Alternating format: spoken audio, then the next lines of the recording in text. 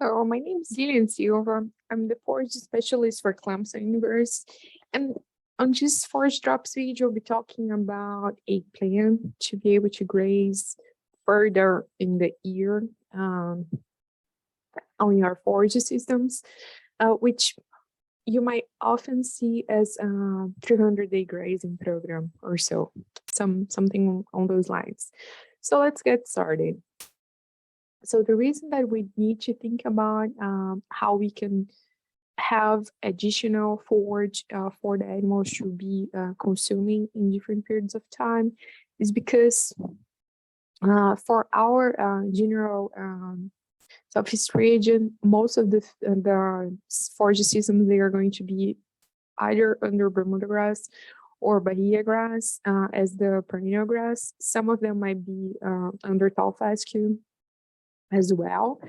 And you can see here that none of them are going to be really growing throughout the whole 12 months of the year, right?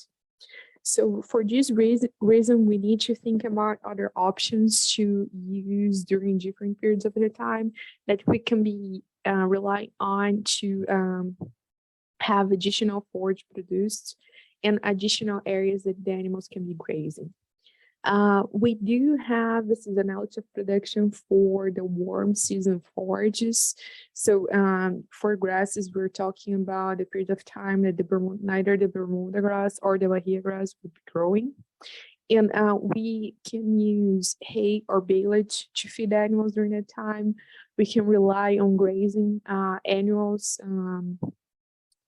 cold-season forages, as well, or we can also stockpile forage to be able to allow the animals to graze that as well. When we think about increasing the days that we're going to be able to rely on having the animals grazing, most of the time we're thinking about trying to lower the costs associated with feeding hay. It just becomes really expensive if you're having to feed hay for a prolonged period of time. And also when we allow the animals to graze themselves, we are not going to be facing those costs associated with cutting the forage, with storing the forage, and also with some of the losses in quality and even feed as well, that in some conditions, if the hay is not stored properly, it can happen. And this also helps with the ability to supplement forage as needed to meet the animal nutrient requirements, and also helps with nutrient cycling on those forage systems, because we will have a good input of nutrients there, and those nutrients will be recycling and becoming available for the plants to use as well. So when we're considering a plan to be able to extend the forage available for the animals to be grazing on a livestock forage system, we need to determine what's going to be our forage base. And this includes to plan what forages we could have in different periods of the year as well. Implementing improved management practices will help with forage production and quality. And it's always good to have a plan B for some extreme conditions that might happen. For example, prolonged dry periods or excessive rainfall. This year, for example, in most of the Southeast region, we were struggling due to a prolonged drought in the beginning of the growing season. And during these times that we're facing extreme situations, we will need to think about what ways we could be feeding the animals. So one of the ways is to feed hay, or you could consider selling animals.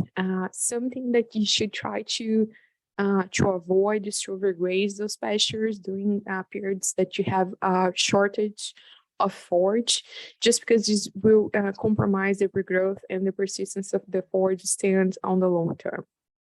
Then, when you're trying to improve the forage production that you have and the quality that you're going to have on those stands, you do need to be thinking about relying on a good weed control management, because it's important that you decrease the amount of weeds that you're going to have on those stands, because they will be competing with nutrients, they will be competing with sunlight, with the forages. We do also need to be thinking about ways that we could be improving the animal management.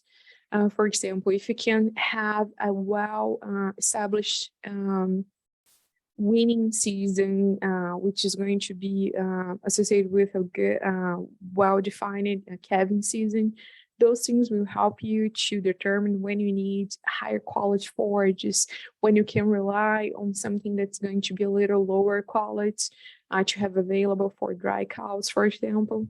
So those things will be going into your plan, so you can define how those forages or those different nutritional needs will be throughout the year.